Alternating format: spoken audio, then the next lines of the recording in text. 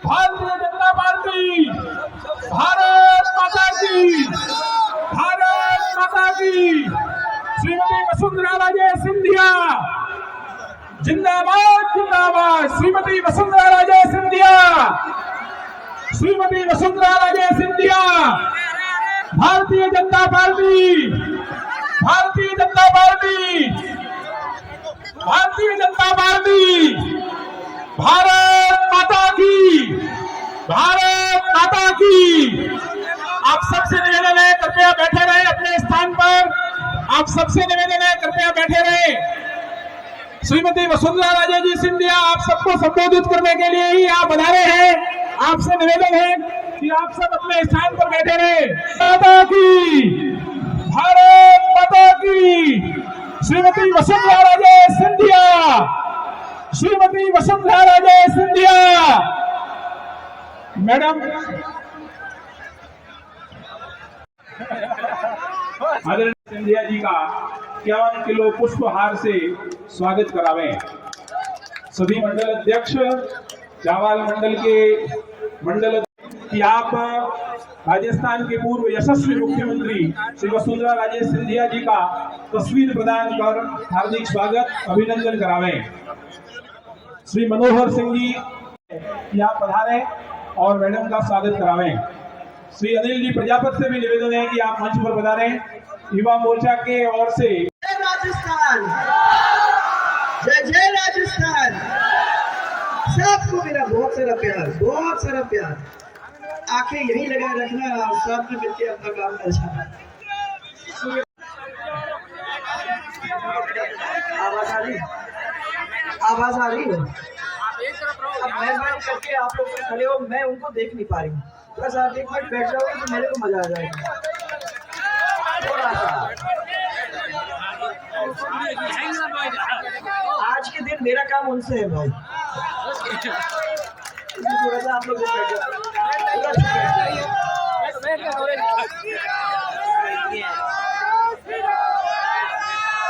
जोर से मेरे साथ जय जय श्री राम।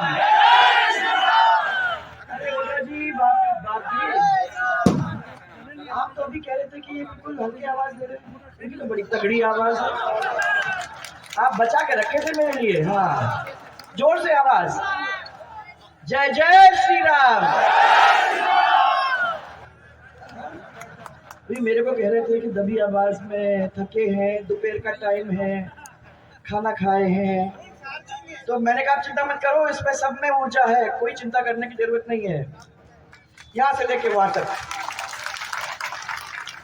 सबसे पहले गणेश आश्रम के आदरणीय राजू जी महाराज,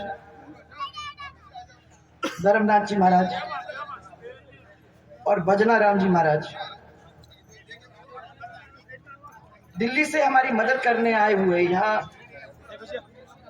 पूर्व प्रदेश अध्यक्ष दिल्ली सतीश जी उपाध्याय, सतीश जी भाई साहब एक दफा इनको सबको मालूम होना चाहिए कि आप इनको संभालने 10 दिन के लिए आए, उसके बाद आपका प्यार और आपको जो ये प्यार देंगे और जिस तरीके से आपको संभालेंगे वो जिम्मेदारी हम इन पे छोड़ के जा रहे हैं, वो संभालेंगे आपको।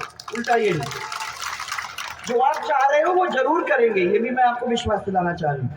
पूर्व मंत्री राज के पुरोहित श्री चौधरी जी, श्री मयंक जी, जिलाध्यक्ष हमारे सुरेश जी कोठारी, महिला मोर्चा के प्रदेश अध्यक्ष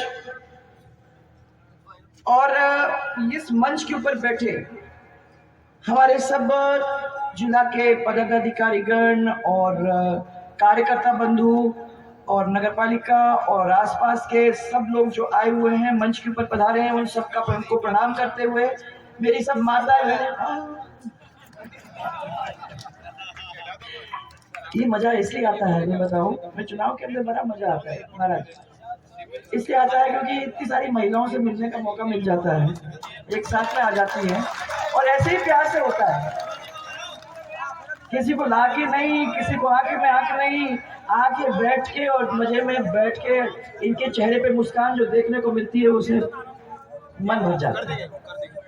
आज सबसे पहले मैं सच्ची माता की इस पवन भूमि को प्रणाम करती हूँ, कर्णेश्वर महादेव जी की भूमि, ठाकुर जी और नीलकंठ महादेव जी की भूमि, उसको प्रणाम करके मैंने हमेशा यही माना है कि जो भी अपन काम करते हैं सबसे पहले भगवान के आशीर्वाद को लेना जरूरी है।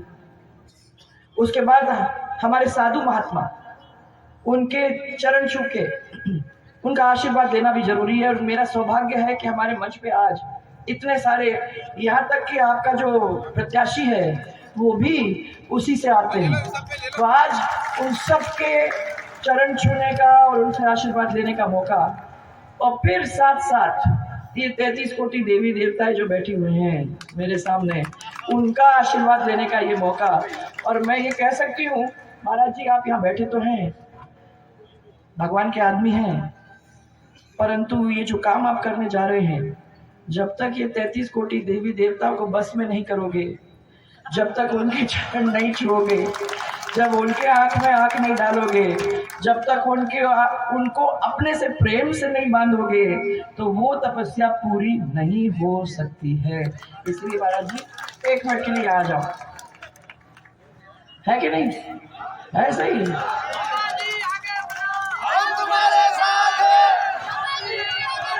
आज आपकी ये आवाज सुनकर मुझे खुशी है, क्योंकि मैंने सिरोही में महाराज जी के साथ बहुत सारे उतार चढ़ाव देखे हैं। अब शांत हो गए? 1 मिनट के लिए हो जाओगे चुप? हाँ, मैंने बहुत सारे उतार चढ़ाव आपके साथ देखे हैं। पहले दफा जब अपन जीते तो कितनी मौज मस्ती के साथ जीते, दूसरी दफा जब हम लोगों को मेहनत बहुत तगड़ी यहाँ करनी पड़ी, सब लोग अपने से आंखें चुरा रहे थे, वो भी समय हमने देखा। और आज तीसरी बार आपके सामने हम खड़े हैं, चौथी बार हम आपके सामने खड़े हैं, और मुझे तो विश्वास है कि अगर आप इनको लुभा लेते हो, अगर इनका मन अपने से बांध लेते हो, अगर इस 33 कोटि देवी देवता को खुश कर देते हो, तो अपने को रोकने वाला कोई नहीं है। हाँ हाँ हाँ, आप तो हमारे साथ हैं, हमें तो बड़ी खुशी है सुन के कि भला ने हम आपके साथ हैं, परंतु मुझे तो 25 तारीख को देखना है भाइयों। और आज महाराज मैं पीले चावल छोड़ के जा रही हूँ।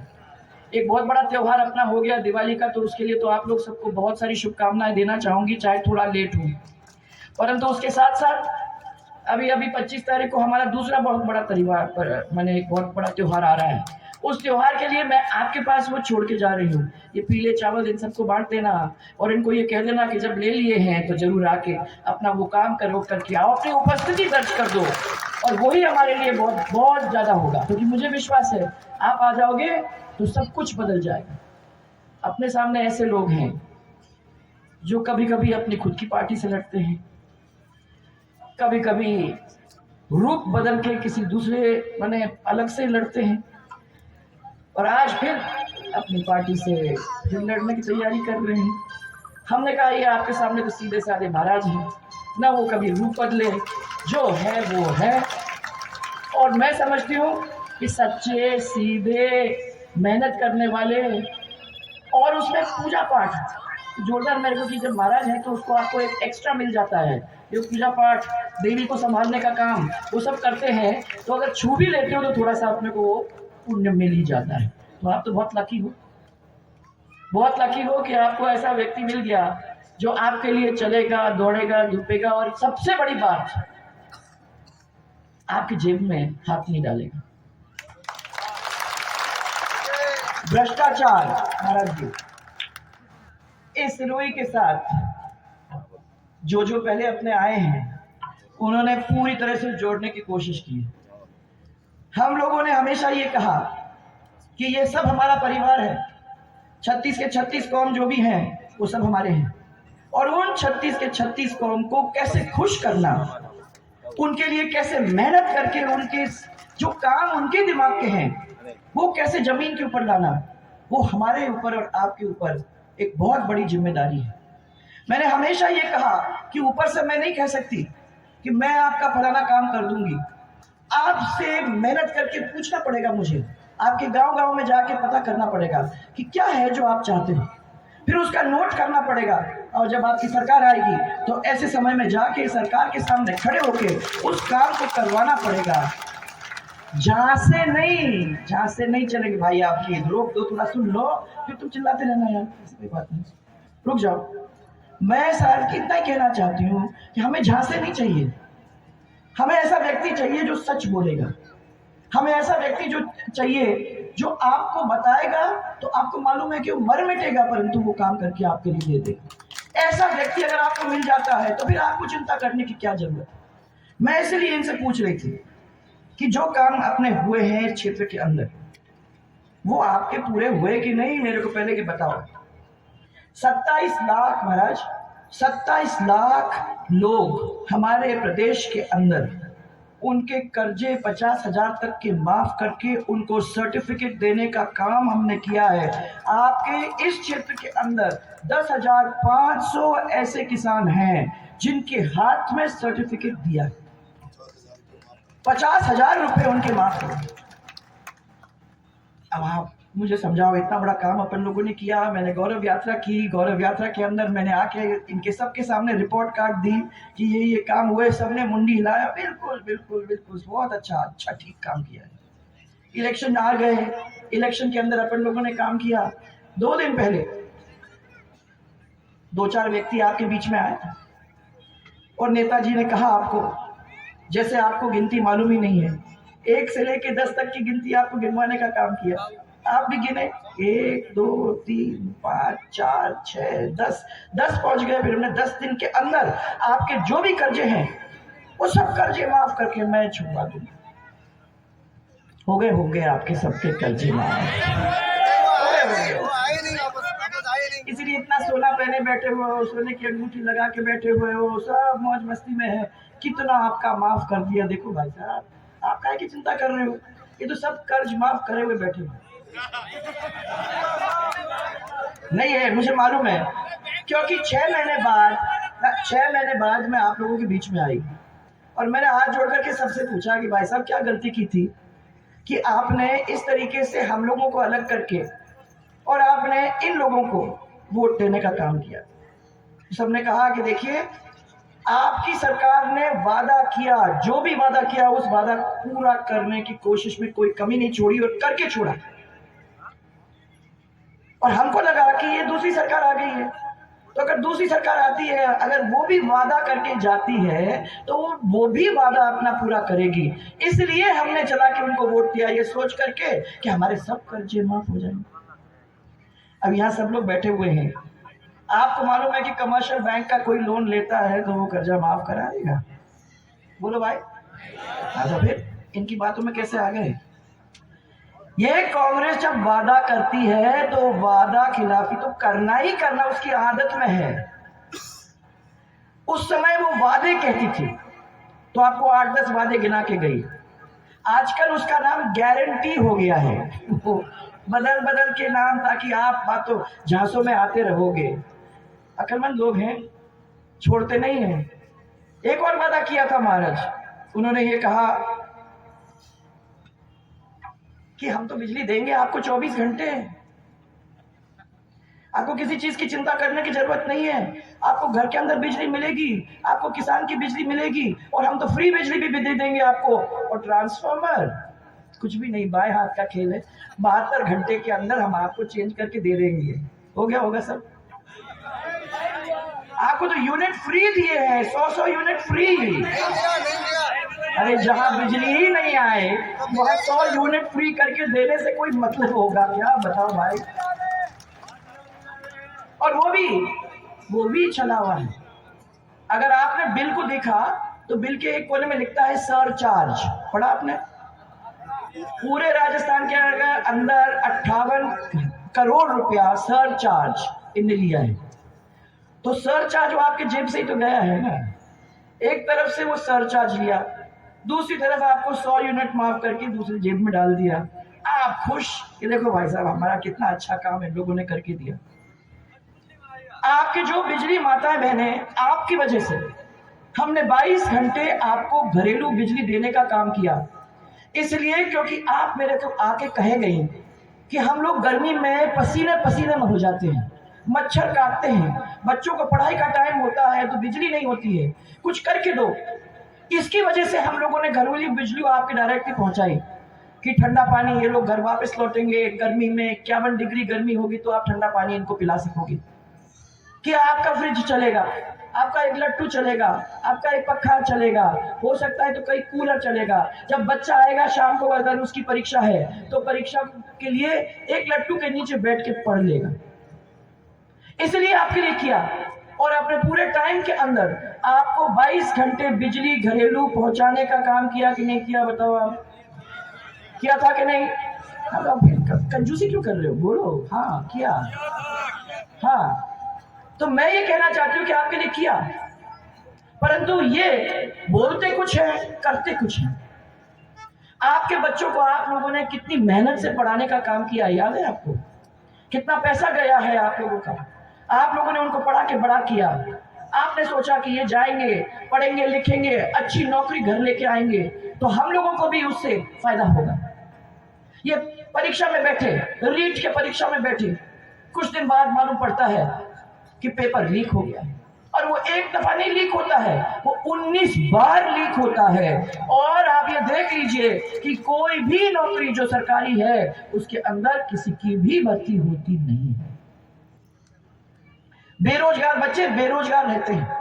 जाएं तो कहां जाएं, किसके सामने रोएं, किसको कहें कि हमारा पेट भरने वाला कौन होगा? कोई सुनने वाला ही नहीं है। बेरोजगारी का भत्ता दे दिया है, चिंता मत करो तुम्हारा काम हो जाएगा। फिर गांव से पूछा बेरोजगारी का भत्ता मिला भाई? मिला? अरे मिला कि नहीं मिला?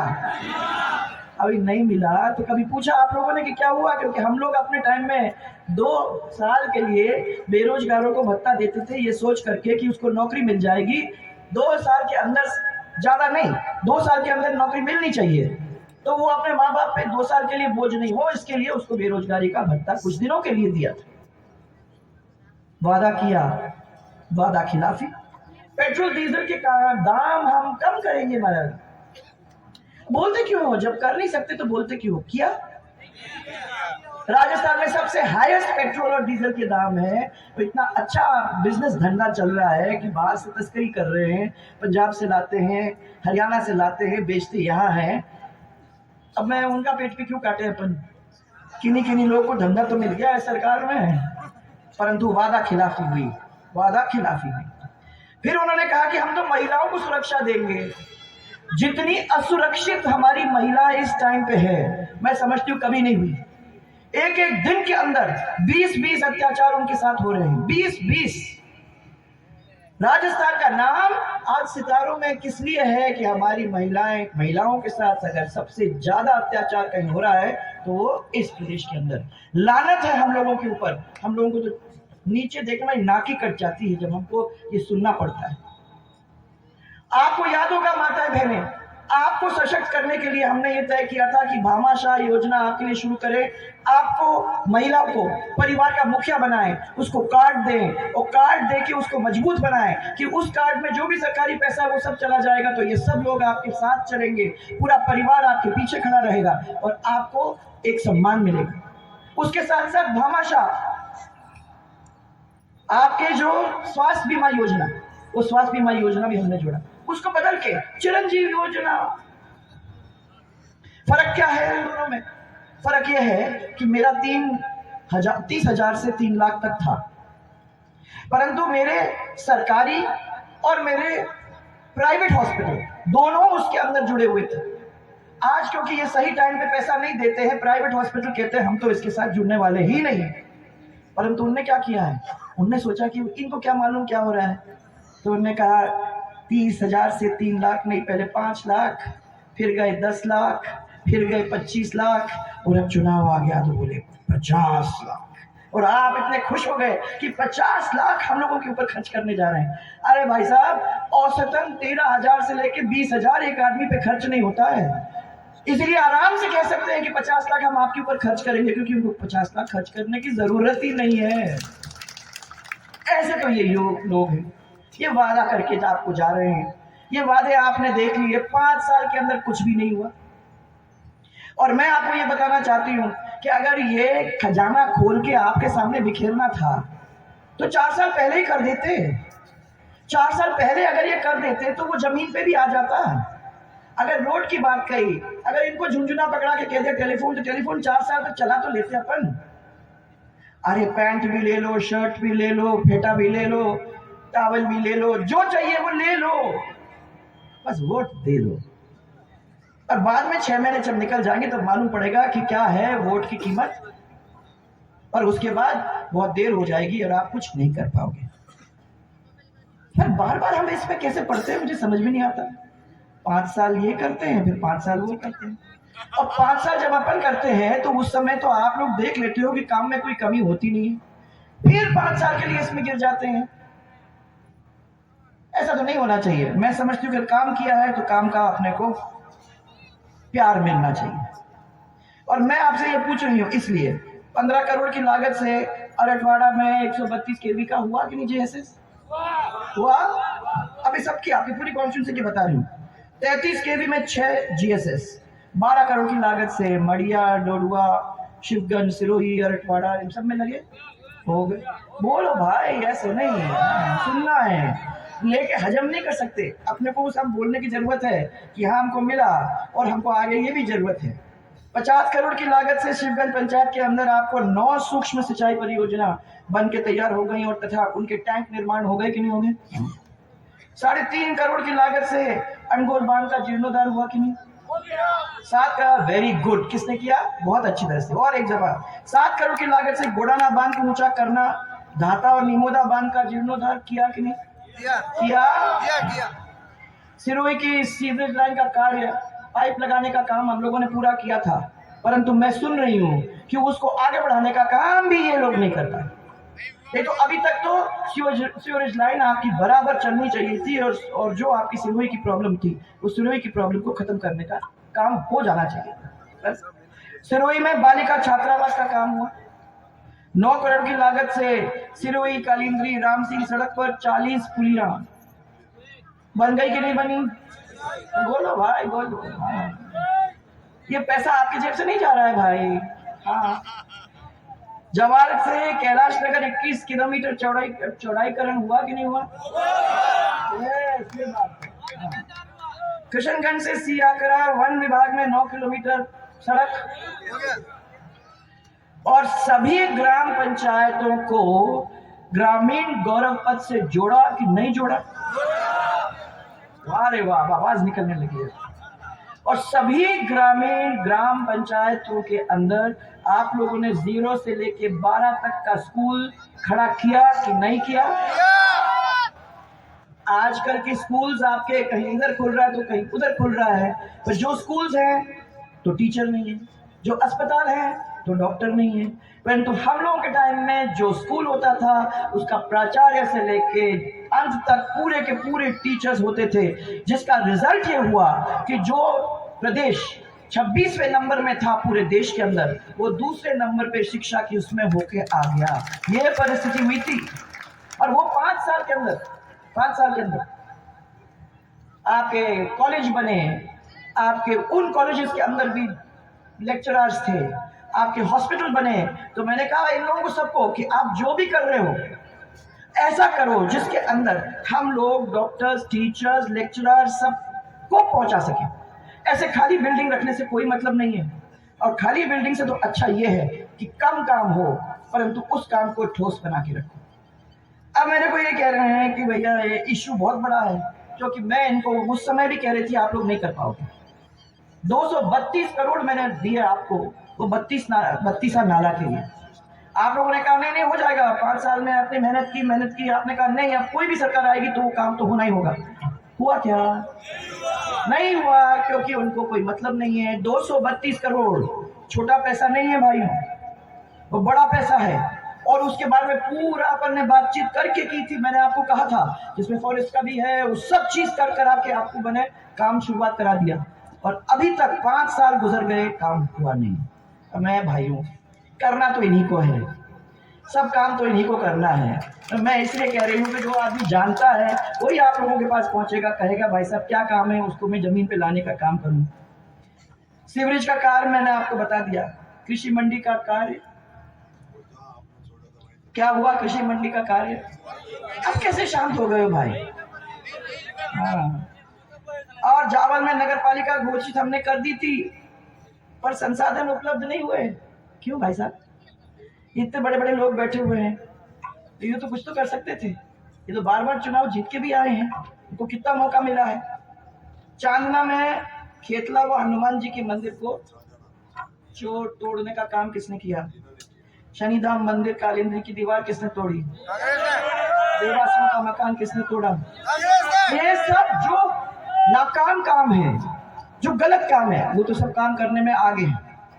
अच्छे काम करने में अगर पूछो, हिसाब लगाओ, तो मैं तो नहीं समझती कि कोई काम आप मेरे को हिसाब, आप इस हिसाब के अंदर डाल सकते हो। कोई हिसाब नहीं है। इसीलिए आज मैंने आपको कहा, टोल की अवधि समाप्त करने के बाद वसूली हो रही है। हाँ बताओ, अभी जब टोल था उस समय आपको मालूम है, मैंने आपको टोल फ्री करा दिया था, आपको याद होगा है? और अब टोल का टाइम खत्म हो गया, उसके बाद भी वसूली हो ही जा रही है।